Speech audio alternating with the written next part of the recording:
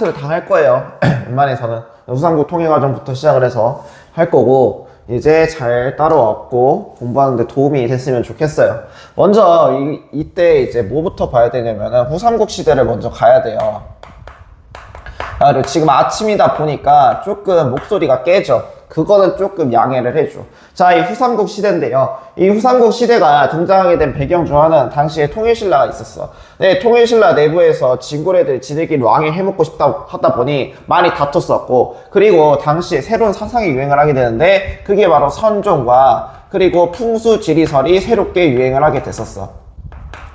그래서 이것들 바탕으로 해서 이제 호족, 지방에 있었던 세력에 있었던 호족애들이 성장을 했었고, 또한 신라에서 골품제, 자기가 신분 진출에 있어서 한계를 느꼈었던 육두품 애들이 이러한 선종과 풍수지리설을 바탕을 성장했었던 호족애들에 합류를 하게 되면서 이제 새롭게 나라가 나오게 되는 거야. 그래서 첫 번째로 나오게 됐었던 게 백제를 계승했다라고 해서 900년대에 후백제가 건국이 되게 돼요. 그러면은 이 후백제를 건국했었던 사람이 누구냐면은 당시에 이제 완산주 지역에서 도읍을 잡고 있었고 신라의 장수 출신이었었던 견훤이었었어.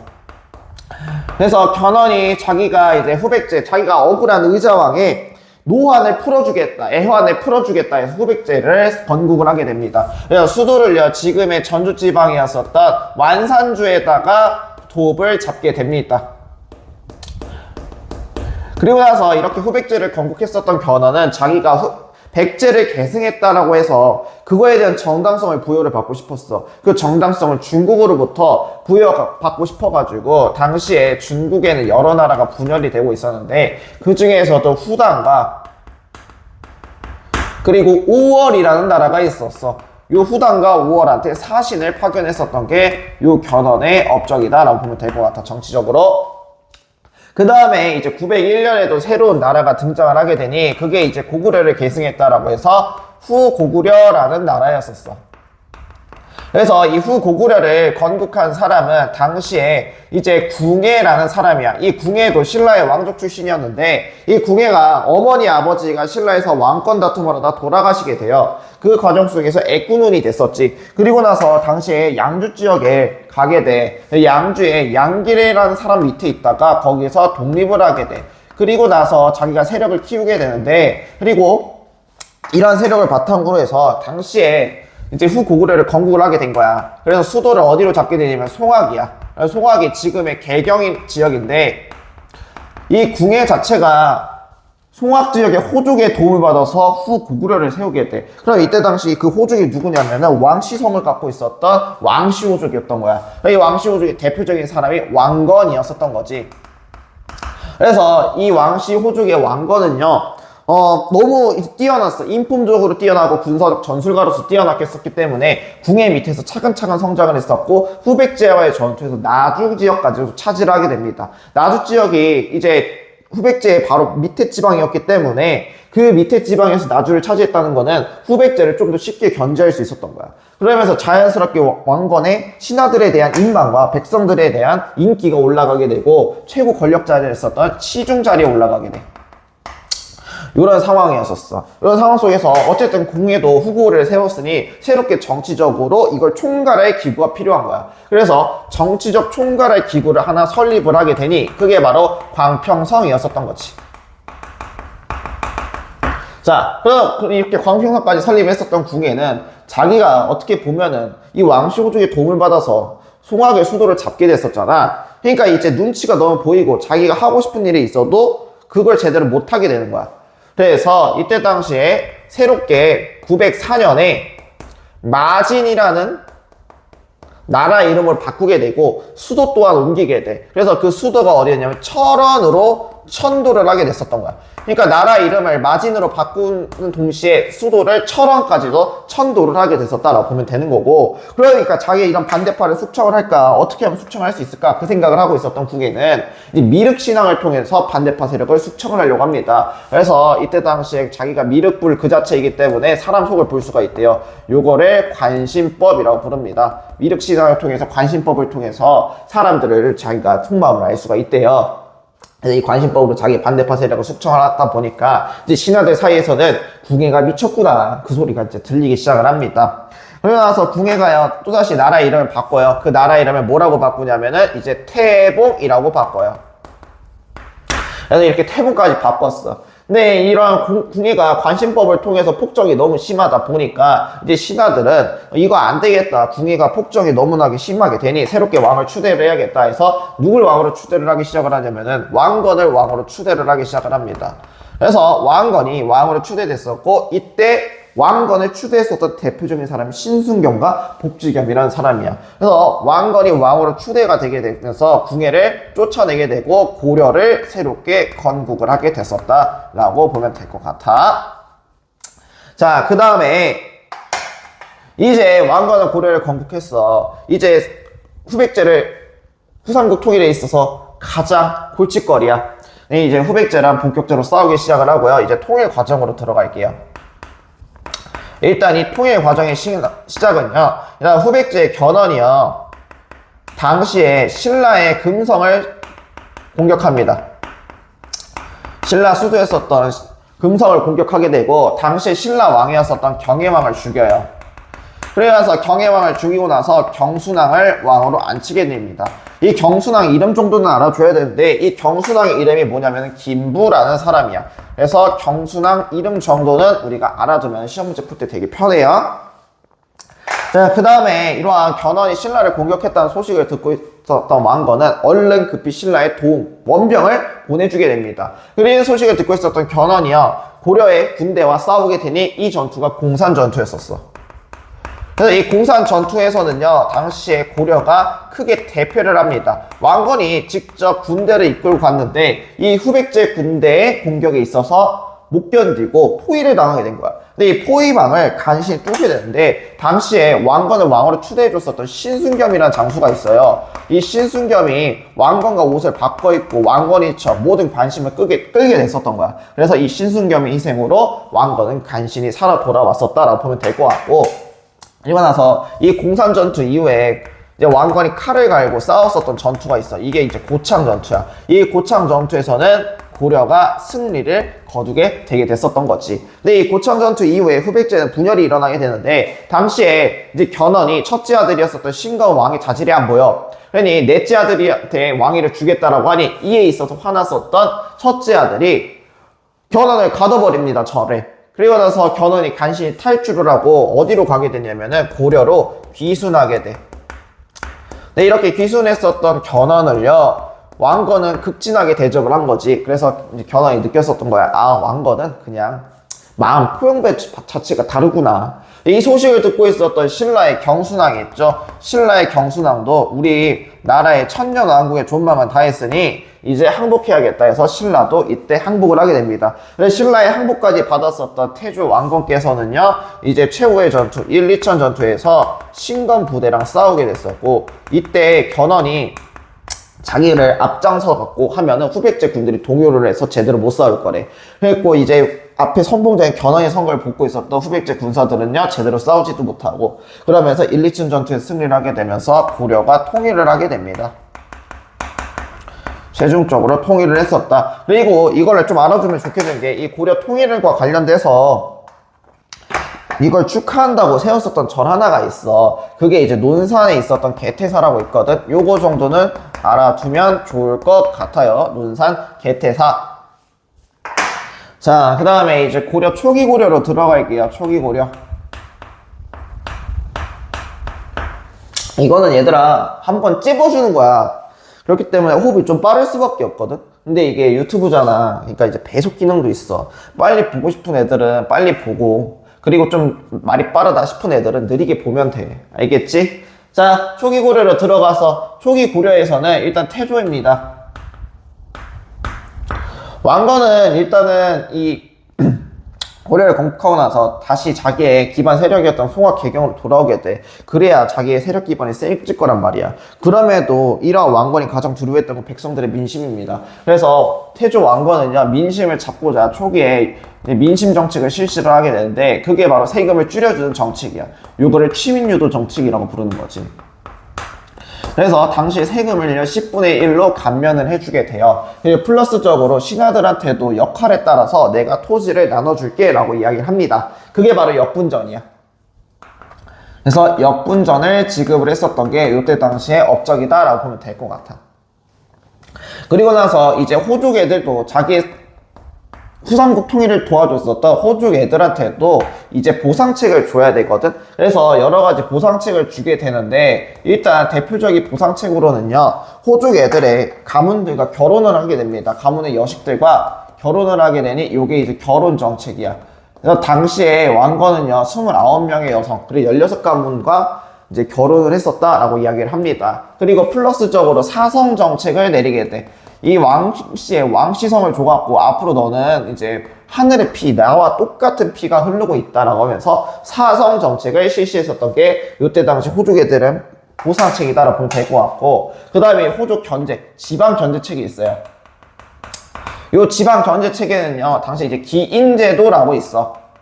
기인제도. 이 기인제도가 뭐냐면은 이제 지방에 있었던 호족 애들이 있을 거란 말이야. 그 호족 애들 중에서도 대표적으로 이제 힘이 셌었던 사람이라든가 아니면은 그 힘이 센 가문의 자제들을 중앙 개경에 와서 공부시켜고 만들었던 게 기인이야. 그럼 자연스럽게 중앙에 자기 아들이나 아니면 호족에 권력가들이 있다 보니까 지방에서 함부로 군사를 못 일으키겠지. 그래서 실시했었던 게 기인제도고, 반대로 이제 기반에 지방에서 잘 알고 있는 사람을 통해서 지방을 통제하려는 정책이 있었어. 그게 바로 사신관제도야.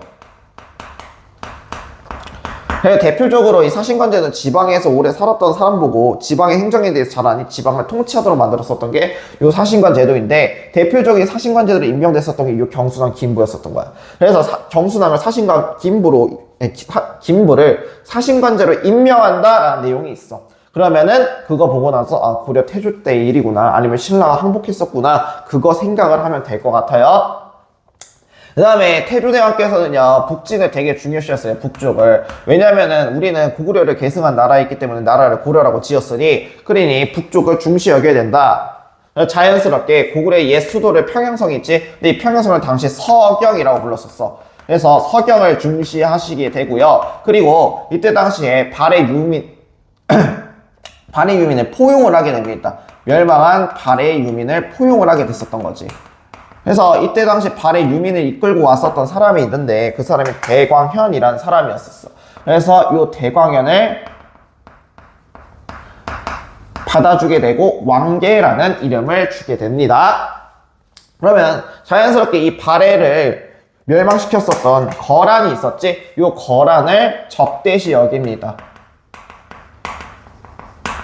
이 거란을 적대시 여겼었던 대표적인 사건이 있는데, 거란이 고려가 후삼국을 통일하고 나서 축하한다고 사절단을 파견을 하게 돼요. 근데 왕건이 이에 있어서 어찌 형제의 나라를 멸망시킨 거란과 상종을 할 수 있겠냐 해서 사신단을 섬으로 유배시키고, 이때 당시에 거란이 선물을 주게 돼. 그게 낙타인데, 이 낙타를 묶었었던 사건이 있어. 이게 만부교야. 만부교에서 묶어서 굶어 죽게 만들었다 해서 만부교 사건이다 라고 보면 되는 거지. 그 다음에 이제 정치적으로는 신하들한테 앞으로 너희가 이런 식으로 정치를 했으면 좋겠다 라고 생각을 해서 책을 편찬을 하시게 되는데, 이게 바로 정계라는 책과 그리고 계백요서라는 책이야. 그리고 나서 후대인들한테 내가 남기는 조언의 말이다 라고 해서 후뇨10조라는 거지. 그래서 풍수를 중요시 여기고, 또한 북진 서경을 중시 여겨라. 그리고 거란 애들은 믿을만한 존재가 아닌 친하게 지내지 말고 불교 행사했었던 연등이나 팔관을 중요시 여겨라 라는 등의 내용으로 후뇨10조를 남겼었던 게 태조 때의 업적이다 라고 보면 될 것 같아요.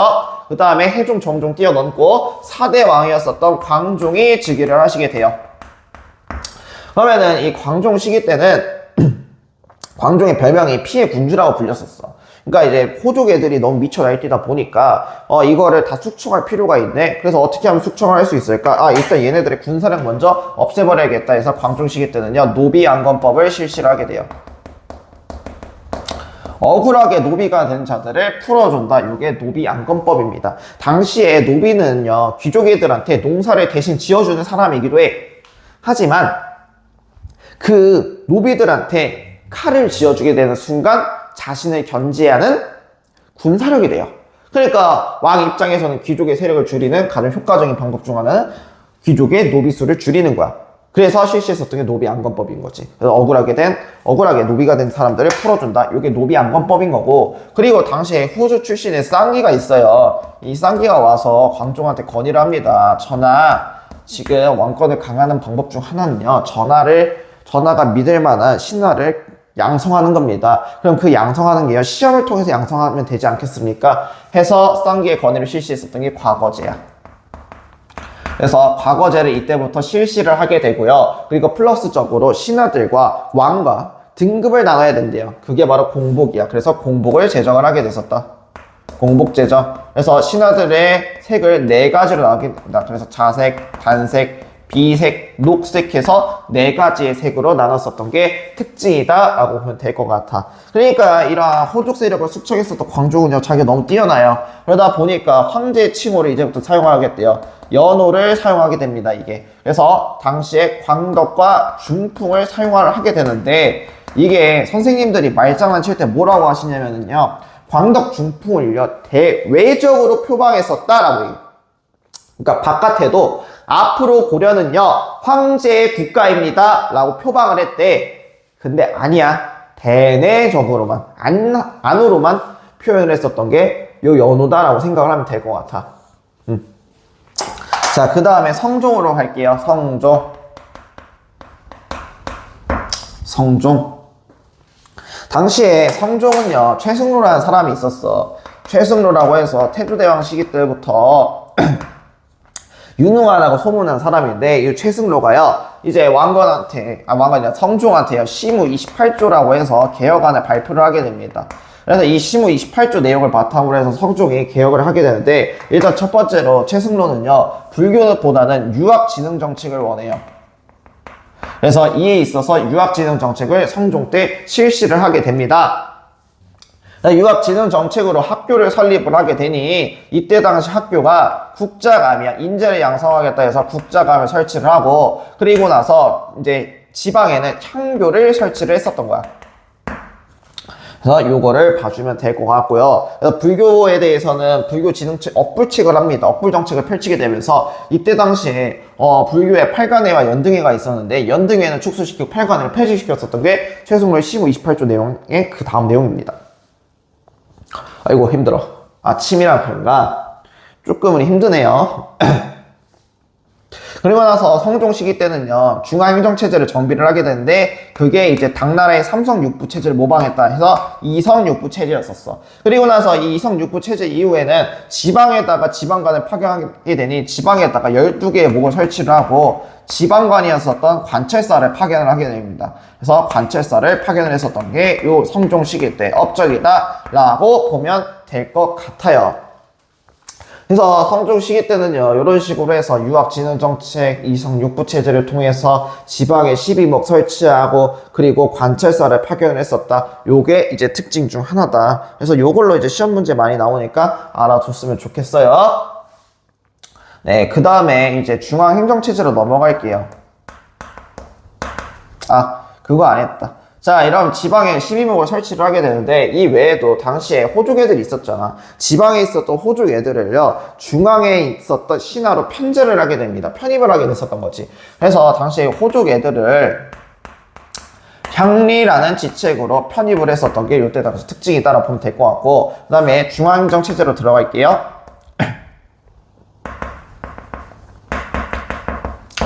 중앙행정체제야. 중앙행정체제는 방금 얘기했다시피 이성육부 체제야.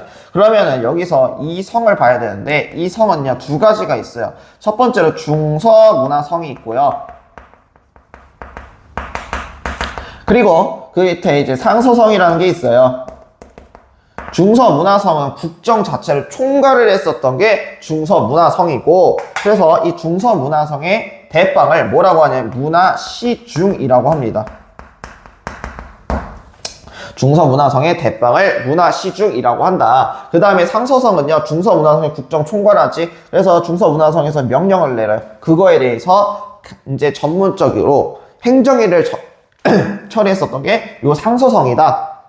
그래서 이 상서성에서는 이제 혼자 일을 할 수가 없으니 그 밑에 육부를 설치를 해서 같이 도맡아서 했었다라고 보면 될 것 같아. 자, 그 다음에 이제 그 밑에 어사대라고 있어요. 어사대가 있는데 이 어사대는 외우기 쉬워. 말 그대로 암행어사 할 때 그 어사자야. 그래서 이 어사대에서는요 관리의 비리를 감찰을 하게 됩니다. 관리 비리를 감찰을 했었던 게 요 어사대고요. 이 중서문화성에 간관이라고 있어. 신하들을 관리하는 애들을 관관이라고 부르거든. 그래서 이 어사대에 그리고 간관과 함께 얘네가 일을 하게 됩니다. 그 일을 하는 애들을 뭐라고 부르냐면 대간이라고 불러. 이 간자와 대자를 합쳐서 대간이라고 부르는 거야. 그럼 왜 둘이 같이 일을 하려면은 어사대가 관리 비리를 감찰을 해야 돼. 관리들을 감찰하려면은 그 명부가 필요하겠지. 그래서 그 신라들의 명부를 관리했었던 게 이 간관이었었던 거야. 그래서 이 어사대와 간관이 같이 일했었던 게 대간이라고 부르고요. 이 대간의 역할은요 일단은 관리 임명권이야.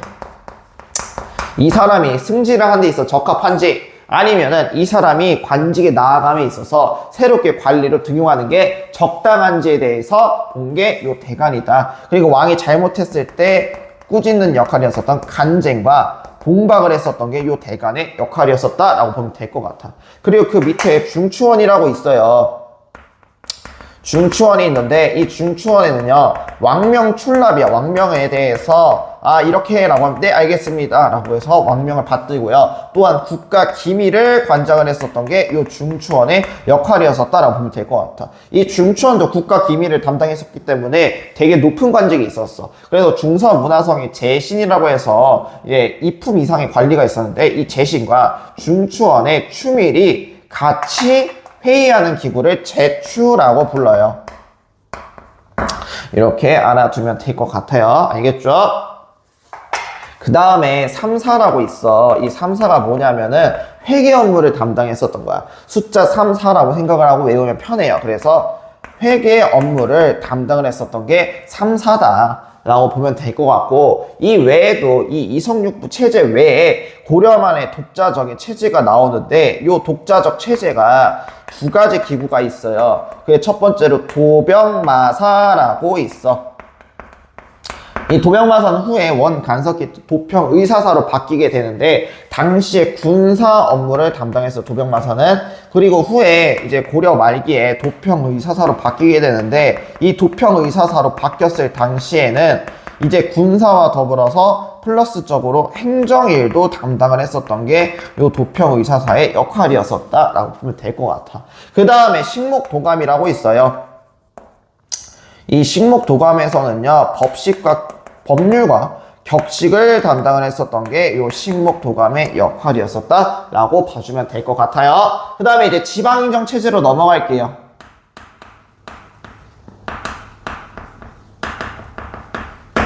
자, 지방행정 체제.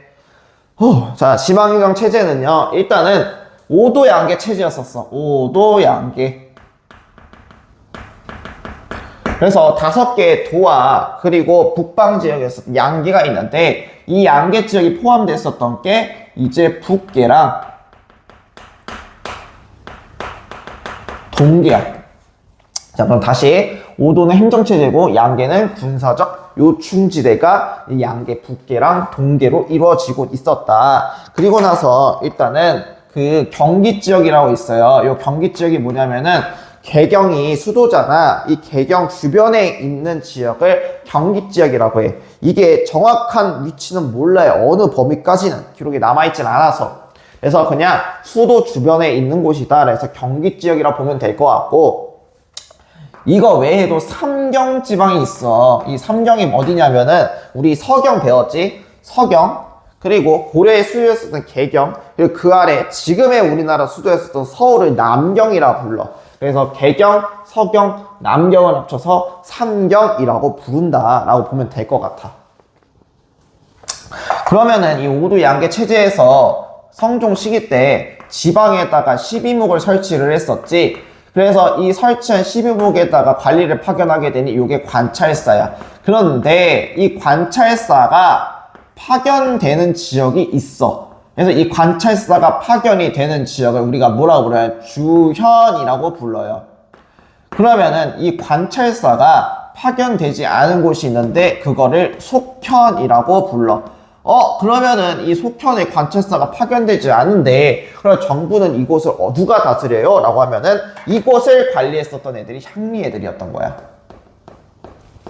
그래서 일반적으로 주현과 속현을 비교했을 때 속현이 더 많아. 요게 특징이야. 알겠지? 그리고 고려의 지방행정체제 중에서도 특수행정구역이 있어요. 그 특수행정구역을 뭐라고 부르냐면은 요거는 시험 문제 많이 나오니까 무조건 외워줘. 향, 부곡, 소 요렇게 있어. 그래서 요 향, 부곡, 소라는 특수행정구역이 있고요. 여기는 특수하다라고 해서 뭐 좋은 건 아니야. 그냥 세금을 겁나게 많이 뜯겨. 그래서 뭐 노비라든가 아니면 전쟁 포로라든가 요런 애들이 포함되어 있던 게 요 향, 부곡, 소였다라고 보면 될 것 같아. 자, 그 다음에 이제 관리 선발 제도로 넘어갈게요. 관리 선발. 고려에서는 관리 선발 자체가 당시에 문과랑 그리고 잡과랑 승과로 이루어져. 그럼 문과 같은 경우는 나라에서 주관을 해요. 그래서 나라에서 주관을 했었던 게 문과였었고, 이 문과 같은 경우는 과거제를 통해서 보게 됐고, 이 과거제의 시험은 당시에 재술과랑 명경과야. 그래서 이제 글의 재주를 본다 해서 재술과라 부르고, 그리고 사서오경 얘기에 대해서 얼마나 많이 아냐라고 해서 명경과라고 불리는 거야. 그래서 재술과랑 명경과고요. 잡과 같은 경우는 기술직이야. 기술직이었기 때문에 당시에 이제 해당 관청에서 봤었던 게 잡과고, 승과 같은 경우는 승려를 뽑았었던 시험이 승과다라고 보면 될 것 같아. 자, 그 다음에 이제 군사제도로 넘어가서, 군사제도는 이제 자연스럽게 중앙과 지방으로 나눠지겠지? 중앙과 지방으로 나눠지는데, 중앙 같은 경우는 2군이야. 수도를 포위했었던, 수도를 지키고 했었던 애들이 2군 6이라고 부르고요. 그리고 지방 같은 경우는 주진군과 그리고 주현군이 파견이 되게 됐었다라는 게 이때 당시 특징이다라고 보면 될 것 같아. 그래서 관리라든가 군사까지 또 끝이 났습니다. 관리선발제도, 과거제, 재술과, 명경과. 자, 그 다음에 이제 대외교류 파트로 넘어갈게요. 대외교류 파트. 원래 교과서 순서상 요 대외교류가 아닌데 그냥 난 이렇게 할게요. 대외교류. 이 대외교류를 보려면 당시 이제 지도를 통해서 확인을 해야 돼.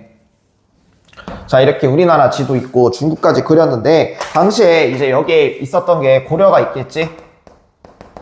그리고 여기 이제 거란이 있었어. 그리고 이 거란이 세웠었던 나라가 요 나라야. 그리고 중국에는 송나라가 등장을 하게 됐었고, 그리고 여기는 여진중이 등장을 하게 돼. 그리고 여기 바다 건너에는 일본, 외가 있겠지? 당시 이미 일본은 호칭했었구나. 그냥 외라고 쓸 거야. 이렇게 있었어. 그러면은 이 대외교류 시기 때를 뭘 봐야 되냐면 누가 적대적인지를 봐야 돼. 당시에 송나라랑 거란은 적대적이야. 그러니까 얘네가 적대적이다 보니까 이 시기 때는 고려가 절대적 패권을 가지고 있습니다. 왜 절대적 패권을 가지고 있냐면 송나라 입장에서도 고려가 거란이랑 친하게 지내면은 해상교역을 통해서 자기를 공격할 수가 있어요. 그리고 거란 입장에서 자기가 송나라 공격할 때 고려가 뒤통수를 칠 수 있어. 그러니까 이 일을 방지하고자 서로가 고려랑 친하게 지내려고 해. 고려 입장에서 누구랑 친하게 지내야 될까라고 생각을 하다가 이 광종 시기 때요, 이때부터 송나라랑 친하게 지내게 돼. 왜냐면 송나라가 문화적으로 뒤지기면서 엄청나게 뛰어나거든. 그러니 이 송나라를 통해서 문화적으로 우리가 교역을 하고 거기서 막대한 경제적 이득을 얻어야겠다라고 생각을 한 거야. 그래서 송나라랑 이제부터 친하게 지내게 되는데, 그래서 광종 시기 때부터 친하게 되니까 송나라도 황제라는 칭호를 쓰게 되잖아. 그냥 광종이 바깥으로 황제라는 칭호를 쓰면 송나라가 자기랑 교역을 안 해줄 것 같으니까 안으로만 이제 연호를 쓴 거야. 그래서 아까 이게 대외적이 아니고 대내적으로만 썼다라고 했었잖아. 그게 그 이유 때문인 거야. 이렇게 됐었어. 그리고 고려가 이때 이제 여러 가지 이제 무역을 통해서 발전을 하게 되는데, 대표적으로 발전했었던 게 병란도라고 해서 국제 무역항이 있어요. 여기가 지금의 예성강 하구 지역이야. 그래서 이 예성강 하구 지역이 국제적 무역항으로 번영을 하게 되면서 이때 당시에 아라비아 상인들이 오게 돼. 이 아라비아 상인들이 와갖고 고려를 빨리 바라보니까 코리아 이렇게 된 거야. 그래서 이때부터 코리아라는 명칭이 사용이 된 거지. 그래서 지금 고려대가 코리아 유니버시티잖아. 그래서 나오게 된 거야. 그래서 코리아라는 명칭을 썼다. 그러면 이게 이제 대외교류 파트 끝이 났고요. 아, 그거 있었다. 그래서 이때 좀 무역적으로도 많이 교육을 하게 됩니다. 고려 같은 경우는 인삼 같은 거 많이 팔게 되고요. 인삼, 비담 같은 거 수출했었던 거는 뭐 걸라들어서 말이나 모피 아니면 송나라로부터는 북이나 머루 같은 종이 같은 것들을 수입했었던 게 고려의 대외교류 특징이다라고 보면 될 것 같아. 그 다음에 전쟁 파트로 넘어가서 고려 vs 거란. 그러면 이러한 고려의 대외교류에도 불구하고 거란들이 쳐들어오게 됩니다. 그게 이제 1차 침입부터 3차 침입이 있는데 1차 침입 같은 경우는 당시에 성종 시기 때 일어나게 돼요. 요 성종 시기 때 1차 침입이 있게 되는데 이때 당시 1차 침입 같은 경우는 서희가 외교談판을 통해서 이제 거란의 소손형이라고 있어요. 그래서 얘랑 얘기하는 거야. 왜 쳐들어왔니? 너희가 여진이랑 너희가 송나라랑 친하게 지내지 않냐? 그거는 여기 이 땅에 있었던 여진을 자꾸 방해해서 그런 거야. 너희가 이 땅에 있었던 여진에다 물리쳐주고 이 땅 우리한테 주면은 우리가 너희랑 친하게 지낼게 라고 해서 그 말 듣고 있었던 소손이 콜 해갖고 이 땅을 여진을 물리쳐주고 고려한테 땅을 주게 됩니다. 그 땅이 강동육주야. 이 강동육주라는 땅을 주게 됐었다라고 보면 될 것 같고, 그 다음에 이제 2차 침입으로 가서 요 2차 침입 당시에는요, 양규 장군이 활약을 하게 됩니다. 2차 침입 때부터는 현종이라는 왕이 등장을 하게 되는데, 요 현종 때 이제 양규 장군이 홍화진에서 무찌르게 돼. 이 양규 장군이 홍화진에서 물리치는 거 아니었으면 고려는 큰일 날 뻔했어. 왜냐면은 당시에 거란 애들이 이를 갈고 들어와가지고 고려의 수도에 있었던 개경을 함락을 시켜버려. 그러니까 이제 현종 시기 때 나주까지 대피를 하게 됐었는데, 이때 당시 현종이 거란 황제한테 빌게 됩니다. 우리 한 번만 살려주면은 내가 당시 황제가 있는 곳에 가서 절하고 항복을 할게요. 그러니까 그걸 보고 있었던 황제가 허락을 해줘. 그래, 항복할게. 근데 이렇게 후퇴하는 거란군들을 쳤어가지고 이겼었던 전투가 양대 홍화진 전투다라고 보면 될 것 같아. 그 다음에 이제 3차 침입으로 넘어가서 요 3차 침입 당시에는요, 이제 고려가 이제 당연히 항복 안 하지. 이에 있어서 거란에 빡쳐갖고 쳐들어오게 되는데 고려도 이미 대비를 하게 됩니다. 그래서 이때 당시에 강감찬 장군이요, 기주에서 크게 승리를 하시게 됩니다. 요게 기주 대첩 이거야. 그래서 이 기주 대첩 이후에 또 거란이 쳐들어올 거에 대비해서 천리장성을 이때 축조를 하게 됐었다라고 보면 될 것 같아요. 자, 그 다음에 이제 여기가 강동육주인 거 알아두고, 자, 이제 고려 vs 여진. 고려 vs 여진으로 넘어가서 이때 당시에 이제 숙종대왕 시기가 됐어요. 숙종대왕 시기 때 여진이 자꾸 쳐들어오게 되니까 이에 화나가지고 윤관 보고 여진을 정벌하라 한 거야. 근데 윤관이 딱 갔는데 여진한테 깨져. 그래갖고 화가 났었던 윤관이 숙종한테 건의를 해. 여진 전용 부대를 만들어주세요. 그래서 만들었었던 게 별무반이야. 그래서 별무반을 이때 조직을 하게 돼. 이때 별무반을 조직을 하고 나서 영관은 기병과 그리고 보병, 그리고 승마군으로 하게 돼. 승려군. 그래서 기병, 보병, 승마군으로 해가지고 이제 별무반을 조직을 해서 이때 당시에 승리를 거둬요. 그래서 이쪽 지역에다가 성을 축조를 하게 되는데 그걸 이제 동북구성이라고 불러요. 이 동북구성 축조 과정을 잘 보여주는 그림이 있어. 이건 교과서에 나오니까 꼭 알아둬야 돼. 척경 입비도야. 그래서 척경 입비도를 꼭 알아줘야 되는데 이때 당시에 여진 애들이 싹싹 빌어요. 이 동북구성 다 주면 안 되겠냐고. 그러니까 고려 입장에서 여기 유지비가 너무 안 나오다 보니까 다시 주게 되는데, 문제는 여진이 이때 당시에 이 동북구성을 반환을 한 거에 대해서 힘을 기르게 되고 이때 금나라를 건국을 해버려.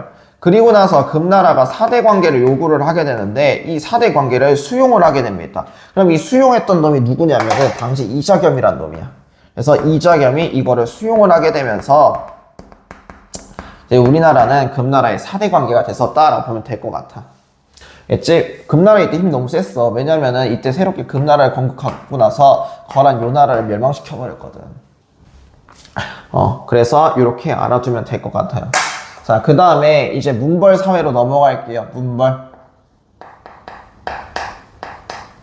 이 문벌을 봐야 돼. 뭐냐면은 고려에는 요 관리선발제도에서 문과, 작과, 승과가 있는데 여기서 플러스적으로 이제 음서제라는 게 있어요. 음서제. 그래서 5품 이상의 관리는 자제를 관직으로 들어올 수 있다. 요게 음서제고요. 그리고 천거라고 있어. 이 천거가 뭐냐면 추천제도야. 그럼 추천제도를 통해서 주로 누가 들어오면 그냥 신하들이 추천을 해. 그러면은 이때 당시에 묵가를 안 봐. 고려의 특징 중 하나는 묵가를 안 보거든. 그래서 무신 출신들 중에서도 천거를 통해서 들어온 애들이 많아요. 아무튼 그래서 이 음서제를 통해서 자기의 자식들이 계속해서 관직에 진출하다 보니까 결국에는 고려의 관직은 어떻게 될까? 자기 자식들로 인한 카르텔 한 가문에 카르텔이 만들어지게 돼요. 그리고 이때 당시에 음서제와 통해서 왕실과 결혼을 하게 됩니다. 왕실 혼인을 통해서 등장했었던 게 외척 가문 애들이야. 그래서 그 외척 애들이 만들었었던 파벌을 문벌이라고 부르는 거야. 그래서 대표적인 문벌을 이뤘던 애들이 윤광 같은 파평윤씨, 경원이씨 이자겸, 그리고 경주 김씨, 김부식 이렇게 있는데 그 중에서도 지금 이제 인종 때가 이제 인종이 즉위를 하세요. 인종이 즉위를 하시게 되는데 인종 시기 때 이자겸이라는 놈이 있어. 이 이자겸이 너무 강력한 권세를 갖고 있으니 인종 밑에 있었던 신하들이 이자겸을 죽이려다 실패를 하게 되고 오히려 반대로 이자겸이 난을 일으켜서 권력자가 됐었어. 요게 이제 이자겸의 난이야.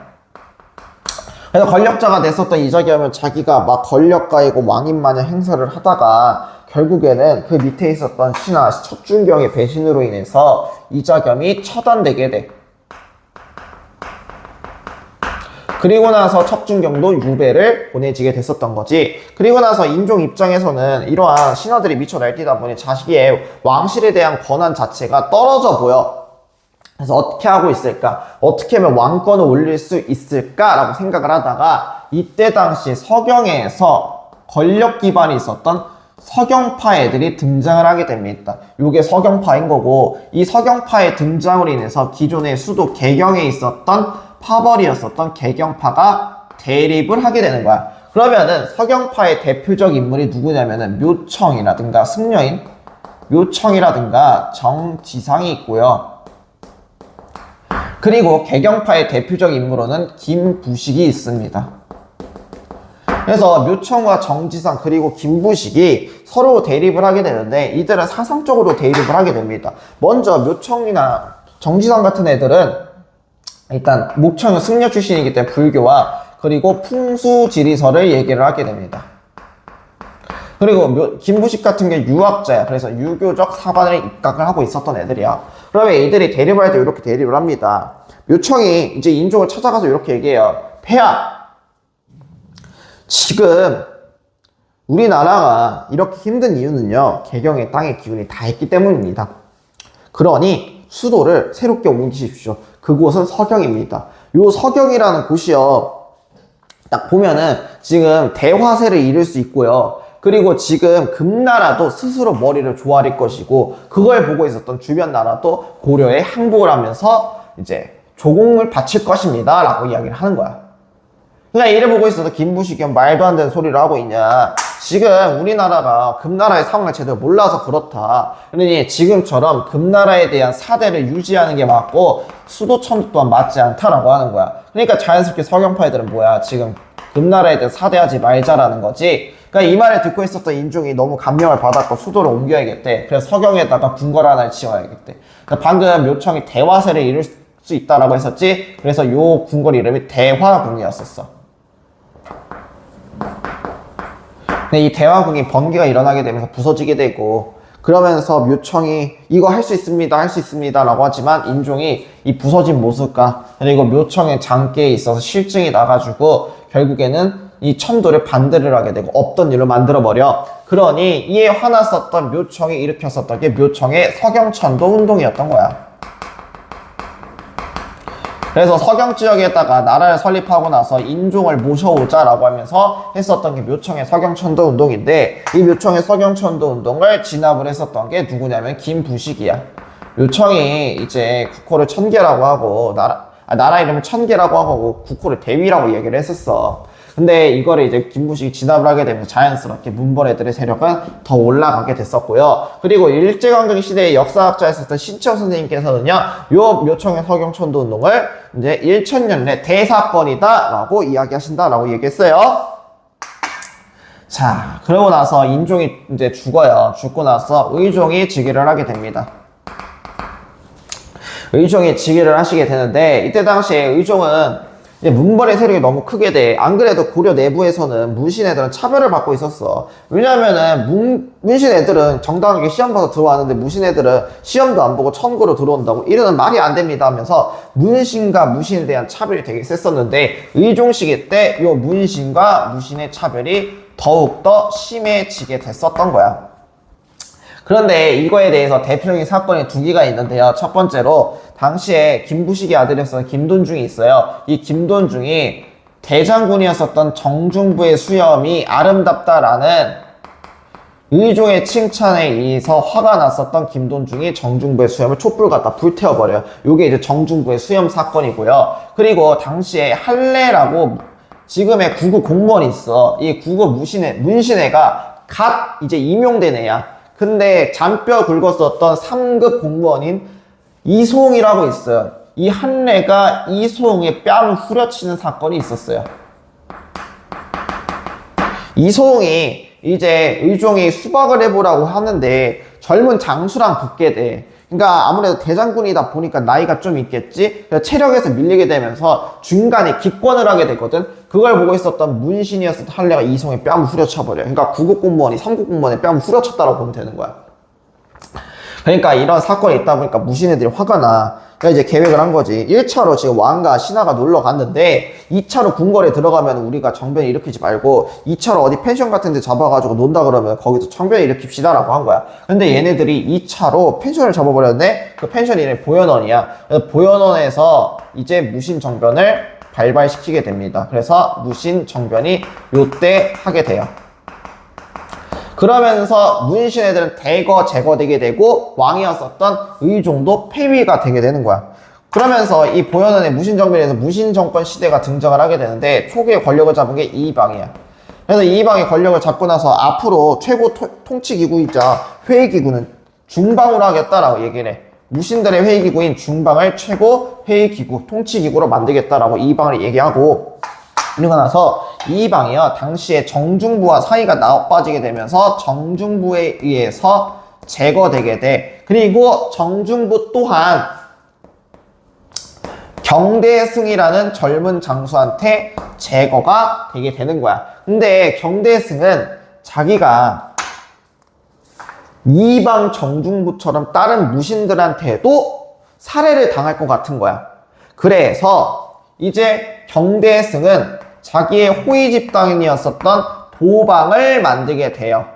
근데 이렇게 도방까지 만들었지만 언제 죽을지에 대한 두려움이 있었는지 경대승은 30살의 젊은 나이에 죽게 되고, 그리고 나서 다음 권력자가 이의민이 오게 돼.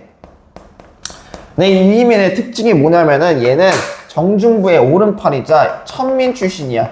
그러니까 천민 출신 최고 권력자의 자리까지도 올라가게 됐었던 거지. 그래서 이의민 때는요, 도방을 폐지하게 되고 나서 이의민이 또 최충원한테 숙청을 당하게 돼요. 최충원이 최고 권력자가 되게 됐었고, 최충원 시기 때는 이 도방을 다시 부활시키게 되고, 중방의 이의민 시기까지는 최고 권력기구로 활동을 하게 돼. 그리고 나서 최충원 시기 때는 최충원의 최고 권력기구였었던 교정도감을 만들게 돼. 그리고 교정도감의 최고장을 별감이라고 불러. 교정별감. 그래서 자기 스스로 교정별감 자리에 오게 되면서 이제 권력을 잡게 되고, 이때부터 4대 60년 동안 최씨 애들이 권력을 잡게 돼요. 그래서 최씨 정권이라고도 부릅니다. 그러면 최충원이 죽고 나서 그의 아들이었었던 최후가 권력을 잡게 되는데, 최후 시기 때는요, 정방이라는 거를 자기 집에 설치를 하게 돼요. 이 정방이 뭐냐면은 신하들의 인사권이야. 신하들을 누구를 임명할 것인지에 대해서 인사권을 자기 집에 있었던 방에다 설치를 하게 돼. 그래서 정방이라 부르고, 그리고 최후가 느낀 거야. 아, 지금 무신애들이 정치를 하기에는 너무 빡대가리야. 바보야. 그러니 문신애들을 등용을 해서 정치를 할 필요가 있겠구나 라고 해서 자기 집에다가 문신 등용책이었었던 서방을 만들게 되고, 이때 등용됐었던 대표적인 사람이 누구냐면 이규보라는 사람이야. 이거는 알아둬요. 그리고 나서 이제 최후는 삼별초라고 해서 이제 자기의 치안 유지 목적으로 먼저 야별초라는 걸 만들게 돼, 최후 시기 때. 근데 이 야별초를 만들고 나서 몽골과의 전쟁 이후에 몽골군의 포로에는 신의군이라고 하거든. 야별초와 신의군을 합쳐서 뭐라고 부르냐? 삼별초라고 불러. 그래서 삼별초를 구성을 했었던 게 특징이다 라고 보면 될 것 같아요. 아시겠죠? 네. 그래서 여기까지가 무신정권 내용이었어요. 자, 이제 고려 vs 몽골로 갈게요.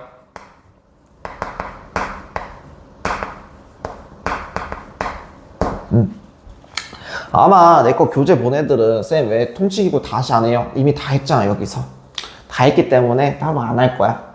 내가 지금 중간중간 흠칫흠칫 놀래잖아. 그 이유가 뭐냐면은 여기가 가끔씩 뭐 쿵쿵쿵 소리가 들려. 여기가 그래가지고 거기서 흠칫흠칫 놀래는 거고, 내 앞에 태블릿 하나가 있거든. 태블릿이 이제 내 카톡이 오면 여기 비춰져. 그리고 순간 빛이 팍 하니까 거기서 놀란 거야. 그냥 TMI였어요. 네, 그냥 TMI니까 알아뒀으면 좋겠고요. 자, 이제 고려 vs 몽골이야. 얘들아, 얼마 안 남았어. 화이팅. 아니지, 너희는 이제 이거 하고 중간중간 띄어서 먹을 수가 있잖아. 띄어서 볼 수가 있잖아. 난 그게 안 돼. 다 해야 되잖아.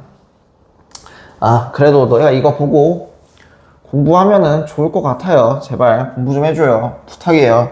내가 얘기했잖아. 성적 잘 나오면은, 내가 이제 말해줬던 성적 기준표 있지? 그거에 이제 잘 나오면은 얼마든지 내 지갑에 털어가도 되니까, 내 통장에서 돈을 빼가도 되니까 제발 잘 맞고 와요. 자, 이거 보면은요, 일단은 고려로 갈게요. 여기 이제 고려가 있어. 고려가 있었던 시기에 이제 고려 vs 몽골인데요. 당시에 여기 이제 몽골 애들이 성장을 하고 있었어. 몽골 애들이 이때 성장을 하고 있었는데, 이렇게 성장했었던 몽골 애들이 여기에 거란에 남은 잔병 애들이 있었어. 이 거란 애들을 쫓다가 거란 애들이 고려로 들어오게 되니까 고려가 이제 몽골과 연합을 해서 거란을 물리치게 돼요. 근데 이거에 대해서 몽골이 적반하장식으로 너희는 우리 덕분에 거란을 물리쳤으니 우리한테 공물을 바쳐라 라고 한 거야. 그러니까 고려가 어떻게든 막 바치고 있었어. 그런 상황 속에서 몽골의 사신단이 고려를 방문을 하게 되는데, 이때 당시에 방문했었던 사신단 이름이 뭐냐면은 저고여라는 애야. 저고여가 방문을 하고 몽골로 돌아가는 길이었었어. 이렇게 몽골로 돌아가는 길에서 딱 국경 살짝 넘겨서 이제 몽골 땅에서 피살을 당하게 된 거야. 근데 이 피살을 고려 사람의 소행이다라고 어떤 놈이 위증을 해버려가지고요, 그거 발단해서 일어났었던 게 요 고려 vs 몽골이다라고 보면 될 것 같아. 그러면 몽골 애들이 1차 침입을 단행을 하게 되는데, 이때 당시에 1차 침입 당시에는 누구가 있었냐면 최후가 집권하고 있던 시기야. 그러니까 최후도 무신이지. 그러니까 이제 무신으로서 가오가 있다 보니까 몽골이랑 처음에 싸움이 있다. 그래서 그 싸웠었던 전투가 기주성 전투야. 그래서 이 기주성 전투에서 박서 장군이 항전을 하게 되면서 승리를 거두게 되는데, 와, 이게 맞아보니까 겁나게 아파. 너무 세. 그래서 이때 당시에 최후가요, 강화도로 천도를 하게 됩니다.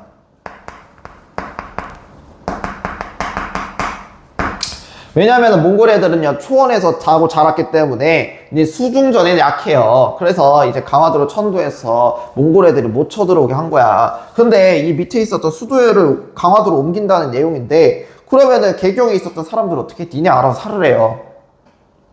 그냥 이 소식을 듣고 있었던 몽골 애들이요, 뭐야, 우리랑 사이좋게 지낸다더니만 수도를 천도했다고? 안 되겠다. 얘네 백성들 죽이다 보면 나오겠지 해서 2차 침입을 단행을 하게 됩니다. 2차 침입 당시에 막 이제 사람들이 어떻게든 자기네들끼리 살아야 되니까 저항을 하게 되는데, 대표적인 저항 운동이 처인성 전투였었어. 이 처인성 전투에서는 김윤우라는 승려가 있었는데, 김윤우가 처인 부공민을 이끌고 이제 남아있었던 대피했었던 사람들과 으쌰으쌰해서 몽골과 있었던 전투야. 이게 처인성 전투고, 당시에 싸웠었던 애가 누구냐면 살리타야. 근데 김윤우가 살리타를 화살을 쏘아서 죽여버리게 되면서 이때는 승리를 거두게 됐었던 게 특징이고요. 4차 때도 4차 당시에도 충주성 전투가 있어. 그래서 이 충주성 전투에서도 김윤우가 승리를 거두게 됐었다라고 보면 될 것 같아. 근데 이러한 김윤우의 승리에도 불구하고 이제 몽골의 세력이 너무 세요. 그리고 이제 무신 정권 애들도 점차 힘을 이뤄가게 되면서 결국에는 고려가 항복을 하게 돼요. 이후에 고려가 항복을 하게 되는데, 이 항복에 있어서 나는 이거 항복에 납득하지 못하겠다. 그게 삼별초 애들인 거야. 이 최후 시기 때 만들어졌던 요 삼별초 있지? 요 삼별초가 끝까지 항쟁을 하겠다고 남겠대요. 그래서 강화도를 시작을 해서 이때 당시에 진도 그리고 제주도 이렇게 섬 옮겨 다니면서 항쟁했지만 결국에는 패배했었던 게 이때 당시 특징이다라고 보면 될 것 같고, 이 고려 몽골 전쟁으로 인해서 소실됐었던 것들이 있어요. 그게 뭐냐면은 초조대장경이라는 게 소실되게 돼요. 거란이 침입했을 당시에 부처님의 힘으로 이제 거란을 물리치자 해서 만들었었던 게 초조대장경이고요. 그리고 황룡사 9층 목탑도 이때 불타서 없어지게 됩니다. 그러니 이 초조대장경이 없어지게 되니까 또 한 번 더 부처님의 힘으로 몽골을 물리쳐보자 라고 해서 이때 8만 대장경을 만들게 되고, 이 8만 대장경은 지금 합천 해인사에서 보관을 하고 있다라고 보면 될 것 같아요. 알겠죠? 그래서 이러한 몽골과의 전쟁으로 인해서 우리 농토도 황폐화가 됐었고, 그러면서 많은 피해를 입었었다. 그리고 고려가 항복하면서 삼별초는 항쟁하게 됐었고, 그리고 이 항복을 바탕으로 해서 당시의 무신정권도 끝이 나게 됐었다라고 보면 될 것 같아. 자, 그러다 보니까 이제 우리가 몽골에 항복했을 당시에 몽골이 나라 이름을 바꿔요. 뭐라고 바꿔요? 원나라로 바꿔요. 그래서 이때부터 원간섭기가 시작이 되게 됩니다. 원간섭기. 원간섭기가 시작이 됐었다. 그래서 원나라 간섭기를 보면요, 이때 당시에는 원나라가 다루가치를 파견을 하게 돼요. 다루가치를 파견하게 되지만 이 다루가치가 얼마 안 있다가 다시 본국으로 돌아가게 됩니다. 이유는 우리나라가 원나라의 사위국가가 됐거든. 부마국이 돼요. 그러면서 부마국이 되면서 자연스럽게 관제 또한 격화되게 됩니다. 관제 또한 격화되게 되고요. 이 관제 격화라는 게 폐하를 전하로 불러야 되고 태자를 세자로 불러야 되고 이성이 사사로 바뀌게 되고 이런 식으로 바뀌게 됐었던 거야. 그래서 관제가 격화되게 되고 플러스적으로 왕들은 앞으로 충땡왕이라고 불러야 돼. 이때부터는. 알겠지? 그래서 부마국이라고 해서 원나라 황제의 딸이랑 결혼해가지고 원나라의 사위가 됐다 해서 부마국이라고 불렀었던 거야. 그러면은 이때 당시에 이 원나라는요, 영토적으로도 우리나라에 많은 걸 가져가기 시작합니다. 그래서 쌍성 총감부를 설치를 하게 돼요. 쌍성 총감부는 이쪽이고요. 이 쌍성 총감부는 공민왕 시기 때 수복이 되게 되고, 그리고 나서 동령부랑 탐라 총감부를 설치를 하게 되는데, 요거는 바로 우리가 얼마 안 있다가 돌려받아요. 몇 년 안 있다가. 요걸 설치했었다라고 보면 될 것 같고, 또한 내정간섭기구가 있어요. 이 내정간섭기구로는 대표적으로 정동행성이라는 게 있는데, 몽골은 이제 고려를 정복하고 나서 일본까지 정복을 하고 싶은 거야. 그래서 일본에다가 원정단을 두 차례 파견하게 되는데 두 차례 모두 태풍 만나서 실패하게 됩니다. 그러면은 그 일본 원정을 총괄하던 기구가 정동행성이었는데, 이 정동행성 자체가 이제 일본 원정 이후에는 고려의 내정간섭기구로 바뀌었었다라고 보면 될 것 같아. 그 다음에 그거 말고도 이제 풍습 자체도 많이 바뀌게 돼요. 일단 첫 번째로 고려는 원나라한테 많은 세패라든가 아니면은 은보단 비단, 그리고 인삼 요런 것 등을 바치기 시작을 합니다. 근데 이거 말고도 바쳤었던 게 곡물을 바치게 되고, 그리고 플러스적으로 이때 당시 공녀도 바치게 돼. 그러니까 이제 우리나라 여자들을 바치게 되는 거야. 그러니까 이 여자들을 바치기 싫어가지고 일찍 결혼시켰던 제도가 있어. 요거를 조혼 제도야. 그래서 고려 내에는 조혼 제도가 유행을 하게 됐었다라고 보면 될 것 같고요. 그리고 고려 내에는요, 당시에 몽골풍이 유행을 하게 됩니다. 몽골식으로 변발과 호족을 입는 걸 몽골풍이 유행했다고요. 그리고 나서 몽골 내부에서도 고려양이 유행을 하게 됐었다라고 보면 될 것 같아요. 그리고 내정간섭에서는요, 이 정동행성뿐만 아니라 이때 당시 권문세족 애들이 육성되게 됩니다. 이 권문세족은 이제 친원파 원나라에 충성한 애들인 거고, 대표적으로 자기의 여동생이 공료를 끌려가게 됐었는데, 황후가 되게 되면서 최고의 권력자가 됐었던 기철이라는 놈이 있어요. 그래서 이 권문세족 애들은요, 백성들의 땅을 수탈을 하고 그 수탈한 땅을 바탕으로 해서 대농장을 경영했었던 게 요 권문세족 애들이었었다라고 보면 될 것 같아. 그럼 이 원간섭기를 끝냈었던 왕이 있는데 그 왕이 공민왕이야. 그래서 공민왕 시기 때는요, 자기가 원나라에 공주했었던 노국공주랑 결혼을 하게 돼. 그런데 노국공주가 공민왕을 지지를 해주면서 원나라에 대해서 반원 정책을 펼쳐도 괜찮습니다 라고 해서 공민왕은 반원 정책을 펼치게 돼요. 그래서 대표적으로 자기가 왕에 오르자마자 했었던 게 몽골풍을 금지시켜버려. 몽골풍을 금지시켜버리고, 그리고 플러스적으로 이때 당시에 권문세족 애들을 숙청을 시켜버리는 거지. 그리고 내정간섭 기구들을 하나씩 혁파를 하게 되는데, 일단은 첫 번째로 정동행성이라고 있거든. 정동행성 밑에 산하기구가 있어. 그 산하기구에 있었던 이문소라고 있어. 정동행성을 폐지한 게 아니라 정동행성 이문소를 폐지한 거거든. 그래서 이때 당시 정동행성 이문소를 폐지를 하게 됐었다. 그리고 나서 쌍성 총간부도 이때 수복을 하게 됩니다. 그러면은 이게 가능했었던 이유가 왕권 강화 정책으로 여러 신하들을 등용을 했기 때문에 가능했었던 건데, 당시에 이 왕권 강화 정책으로 신진사대부를 등용을 하게 돼요.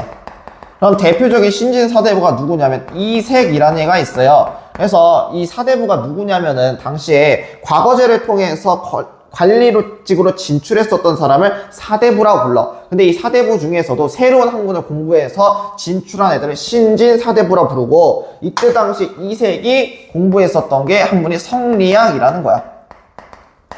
그래서 이거 바탕으로 성리학을 이제 교육시키는 기구였었던 걸 하나 설치하게 되는데, 요 인재양성 기구였었던 성균관도 설치를 했었다라고 봐주면 될 것 같아요.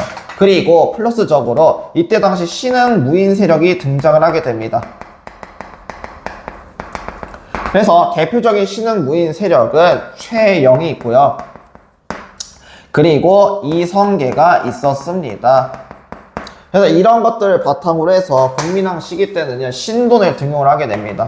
그래서 신돈을 등용을 해서 억울하게 권문세족한테 땅을 뺏겼었던 백성들을 구제해주자라고 해서 전민병정도감을 설치해서 땅 구제 정책을 하게 되지만, 결국에는 남아있었던 권문세족 애들에 의해서 신돈이 제거되게 되고 공민왕 또한 제거되게 되면서 공민왕의 개혁은 아쉽게도 끝이 나게 됐었다라고 보면 될 것 같아. 그리고 나서 이제 우왕이 즉위를 하시게 돼요. 이 우왕이 즉위를 하시는데, 이 우왕은 즉위를 하고 나서 권문세족들의 힘을 견제하고자 당시에 최영의 딸이랑 결혼을 하게 됩니다. 그래서 최영이 최고 권력자가 됐었어. 그러다 와중에 이제 여기 중국의 패권이 바뀌게 되는데, 이 원나라가 사라지게 되고 명나라가 나오게 돼요. 명나라가 등장하게 되는데, 명나라가 얘기한 거야. 명나라가 천령이 이북 땅을 요구를 하게 됩니다. 그 이유는 이거야. 천령이 이북 땅이 이쪽 지역인데, 이쪽 지역을 요구한 이유가, 원래는 원나라가 이 지역을 다스리고 있었는데 너희가 원나라로부터 빼앗지 않았냐. 근데 우리가 원나라에 이어서 등장한 국가이니 이 빼앗은 것을 다시 돌려받아야겠다라고 한 거야. 이에 있어서 화났었던 최영이 요동정벌을 주장을 하게 돼. 근데 이 요동정벌 주장을 반대했었던 애가 있었는데, 그 사람이 바로 이성계였었던 거야. 이성계가 최영의 요동정벌을 반대하는데, 그 이유가 사불가론을 내세우면서 반대를 하게 됩니다. 이 사불가론의 내용이 뭐냐면은, 첫 번째로 작은 나라가 큰 나라를 치면 안 되고요. 두 번째로요, 지금은 농번기이기 때문에 백성들을 동원을 해서 안 됩니다. 세 번째로 곧 장마가 시작이 되니 무기들이 녹슬을 것입니다. 네 번째로요, 지금 밑에 있는 일본 애들, 외국 애들이 쳐들어올 가능성이 있으니 하면 안 됩니다 라고 하지만, 일단 최영이 아니 가 라고 해서 1388년에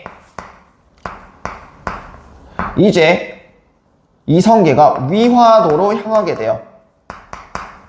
근데 딱 가니까 여기가 위화도인데, 여기까지 가니까 이건 도저히 답이 없는 거야. 그래서 회군을 하게 되고 난을 일으키게 됩니다. 정변을 일으키게 되고, 이 회군에서 정변을 일으켜서 최영을 죽여요.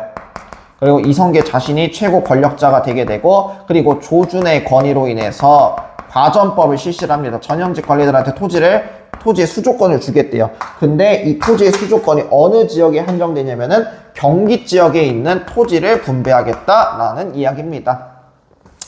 그래서 이성계가 위화도 해군을 통해서 최고 권력자가 됐잖아. 근데 이걸 도와줬었던 애들이 신진 사대부였었어. 근데 이 신진 사대부가 개혁의 방향성을 두고 온건과 급진으로 나눠지게 됩니다. 온건 사대부는요, 이렇게 얘기해요. 지금 우리가 개혁을 함에 있어서 새로운 나라 말고 고려 내부에서 하자. 그래서 요걸 주장했었던 사람이 정몽주랑 이색이야. 그리고 급진 사대부 중에서는 아니다, 지금 고려는 답이 없으니 새로운 나라를 만들어야 된다라고 해서 정도전과 조준 등이 있었어. 근데 결과적으로 이제 정몽주는 이 새로운 나라에 필요했기 때문에 이성계랑 이성계도 여기 포함되어 있고, 정도전을 어떻게든 설득을 하려고 했는데 설득이 안 돼. 결국에는 이 정몽주가 이제 이성계의 아들이었었던 이방원에 의해서 선주교에서 제거를 되게 됩니다. 이때 이방원 얘기하죠. 이런들 어떠하고 저런들 어떠합니까 하면서 하여가를 외치고, 이 정몽주군은 단신가를 외치면서 내가 일몸이 고쳐주고 100번 고쳐주고 나의 생각은 변함이 없다. 그래서 결과적으로는 이방원이 정몽주를 제거하게 되면서 1392년에 고려가 고려랜다. 어휴, 큰일 날 뻔했네. 조선이 건국이 됐었다 라고 보면 될 것 같아요. 여기까지가 정치사가 끝났어요. 네, 자 이제 그 신분제 시작해서 넘어갈게요. 신분제랑 문화 파트만 하면은 끝이 나요. 신분제. 고려의 신분제를 봐야 돼요. 고려의 신분제는 일단 문벌이 있었죠. 문벌은 이제 음서제를 통해서 진출했었던 이 문벌애들인 거고, 무신직관기에는 무신, 그 다음이 이제 원간섭기에는 권문세죠. 그 다음이 신진서대고 이렇게 있습니다. 근데 그거 말고 이제 고려에는요, 양인과 천인으로 나눠져요. 그 양인 애들이 귀족과 그리고 평민으로 나눠져요. 그럼 이 귀족 애들도 월급 받고 살아야 되잖아. 그 월급이 전지와 시지라고 해서 전식과라고 불러. 전식과를 해갖고 전지와 시지야. 전지가 뭐냐면은 임야 토지를 얘기하고, 시지 같은 경우 땔감을 얘기하는 게 이제 전지와 시지다라고 보면 될 것 같고, 이때 당시 평민, 일반 백성 애들, 농민 애들을 뭐라고 부르냐? 백정이라고 불러요. 이때 당시는 백정 이렇게 부르고요. 천인 같은 경우는요, 노비라고 부릅니다. 대부분 노비 애들이 들어가 있어요. 그래서 얘네는 매매 상속의 대상이었었던 게 노비였었다라고 봐주면 될 것 같고요. 그리고 가족 혼인제도로 보면요, 이때 당시에는 가족 같은 경우는 일단 남편은 일부 일처제여야 돼. 그 이유는 여성의 지위가 생각보다 높았어. 이때 당시에는. 그래서 일부 일처제야. 그러면은 여성 같은 경우는 당시에 일단은 재혼 허용됐었고, 그리고 호적에 이름 올릴 수 있었고, 제사할 수 있었고, 그리고 재산도 균등하게 분배가 됐었던 게 이때 당시의 특징이었었던 거야. 그러니까 거의 남성과의 사회적으로 관직 진출에는 어느 정도 제약이 있었지만 가문 쪽으로 봤을 때는 없었던 게 특징이 있다. 그래서 일부일처제, 재가, 호적, 제사, 재산균 등이 있었고, 남편이 아내 집에서 사는 경우도 있었어요. 네, 그리고 이혼 요구에서 있었던 것도 요때 당시에 특징이 있다라고 봐주면 될 것 같아요. 그 다음에 불교로 넘어갈게요. 불교 같은 경우는 당시에 이제 교종과 선종을 통합하자라는 움직임이 나오게 돼요. 그래서 교종이 뭐냐면은 교리를 통해서 공부하는 불교를 교종이라 부르고, 선종 같은 경우는 참선 수행을 통해서 내가 명상을 통해서 깨달음을 얻는 게 선종이야. 그러니까 이 교종과 선종 지들끼리 뒤지게도 싸우니까 이걸 하나로 통합하자라는 승려 두 명이 등장을 하시게 됩니다. 그중 첫 번째가 의천이에요. 그 다음이 진울입니다. 그러면 이 승려들을 봐야 될 때 뭘 봐야 되면, 이들이 얘기했었던 논리가 있어. 그리고 그 논리를 바탕으로 해서 교종을 중심으로 선종을 통합할 것인지 선종을 중심으로 교종을 통합할 것인지를 봐야 돼요. 그래서 의천 같은 경우는 교종을 중심으로 해서 선종을 통합하자 라고 이야기를 하고요. 그러면서 천태종을 새롭게 만듭니다. 그래, 이 천태종 창시와 함께 이제 교장을 간행을 하게 돼. 그래서 이거와 관련된 교리서였었던 교장을 간행을 하게 됐었다. 그래서 이때 당시에 의천이 얘기했었던 게 교관겸수야. 교리를 먼저 공부하고 그 다음에 그거 바탕으로 수행을 하자. 요게 교관겸수다라고 보면 될 것 같아. 자, 그 다음에 의천 같은 경우는 선종을 통해서 교종을 통합하자라고 이야기를 했었고, 그래서 만들었었던 게 수선사라는 거를 만들게 돼요. 그걸 결사라고 부르는 거야. 그리고 이때 당시 논리가 뭐냐면은 도노점수와 정해쌍수야. 먼저 수행을 통하고 그 수행을 통한 깨달음을 통해서 경전을 봐라. 요게 도노점수와 정해쌍수였었던 거야. 그래서 이런 식으로 불교가 통합이 되게 됐었어. 근데 이러한 불교가 너무 통합운동이 제대로 안 되게 됐었고, 또한 후기로 가면서 폐단이 너무 심해지게 돼. 그러다 보니까 조선 내에선 고려 내에선 다른 학문이 유행을 하게 되는데, 그게 바로 성리학이야.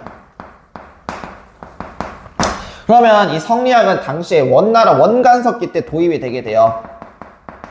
원간섭기에 이때 안양에 의해서 도입이 되게 됐었다. 그리고 나서 이 안양이 제자였었던 이재현이라고 있어요. 요 이재현이 만권당에서 원나라 학자들과 교류하면서 이제 성리학에 대해서 발전시켰었어. 그리고 이거를 자기의 제자였었던 이색한테 전파하게 되고, 이 이색의 두 제자가 정도전과 정몽주였었던 거야. 됐지? 요 이색이 어디서 나오냐면은 이제 공민왕 시기 때 요 성리학 성균관을 만든 사람 있지? 요 사람이야. 자, 그리고 이제 이때 당시 성리학 애들이 주로 비판했었던 권문세족을 비판을 하고, 그리고 나서 불교의 폐단을 비판을 했었던 게 요때 당시 성리학자들의 특징이다라고 보면 될 것 같아. 자, 이제 마지막으로 역사서만 하고 끝낼게요. 역사서. 자, 역사서 같은 경우는 이게 나라가 힘들거나 아니면 나라가 잘날 때 많이 만들어. 힘들 때는 우리가 이러한 민족의 과거를 갖고 있고 찬란한 영광을 갖고 있는 과거가 있다. 그러니 우리 다시 한 번 더 버텨보자 라고 하면서 등장했던 게 역사서야. 그러면 역사서는 일단 문벌 시기에 등장했었던 역사서가 있어요. 이 문벌 시기 때 등장했었던 역사서는 삼국사기야. 이때 당시에 김부식이 편찬을 하게 돼. 인종이요, 이렇게 큰 행사, 나라의 큰 반란이 두 개가 일어나다 보니까 우리의 정체성을 다시 알려야겠다 해서 김부식 보고 편찬을 하라고 했었던 게 요 삼국사기다라고 보면 될 것 같고, 이 삼국사기의 특징은요, 당시에 유교적 사관에 입각해서 쓰여지게 됐었고, 또한 기전체 형식이었었다라고 보면 될 것 같아. 그리고 이 문벌 시기 말고 이제 원나라 고려와 몽골이 싸웠었을 시기 때 편찬되었었던 두 개의 역사서가 있어요. 그게 바로 첫 번째로 삼국유사가 있어요. 이련 스님이 썼었던 삼국유사랑, 그리고 동명왕편이 있어요. 이규보가 썼었던 동명왕편이라는 게 있었어. 삼국유사는 이련 스님이, 그리고 동명왕편 같은 경우는 이규보가 쓰게 돼. 그러니까 동명왕이 주몽이잖아. 주몽이 하늘에서 왔고 우리의 시조연은 고구려를 개성했기 때문에 동명왕이다. 그래, 우리는 하늘의 가호를 받고 있기 때문에 절대 포기하지 말라라고 얘기했었고, 삼국유사 또한 우리는 하늘의 이제 손자였었던 단군조선의 후예다라고 하면서 이때부터 단군이 최초로 언급이 됐었던 게 이 삼국유사의 특징이고요. 설화도 포함이 되어 있어. 삼국사기는 유교적 사관이라는 내용이 일단 설화 없이 있는 그대로 팩트 그대로 적는 거거든. 그게 유교적 사관인 거야. 근데 요 삼국유사의 설화도 같이 언급이 돼 있었다라고 보면 될 것 같고, 그 다음에 원간섭기 때는요, 해동 고승전이라고 있는데 그건 각훈이라는 사람 쓰는데 그건 뺄게요. 원간섭기 때 나왔었던 게 뭐냐면은 일단 제왕운기랑, 그리고 이재현이 적었었던 사략이라는 게 있어요. 성리학에 대해서 집등했었던 게 요 사략이고요. 제왕운기는 이승유가 작성을 하게 됩니다. 요것 또한 단군에 언급되어 있어요. 네. 그래서 요렇게 같이 봐주면 될 것 같아요. 그래서 고려시대 판서는 끝났습니다. 문화 파트는요, 스스로 보세요. 저는 아는 건 아니니까. 특징들 다 얘기해 줬으니까 그거 꼭 보시면 되고요. 이제 고려 전체 파트가 끝이 났어요. 그래서 이거 보고 잘 공부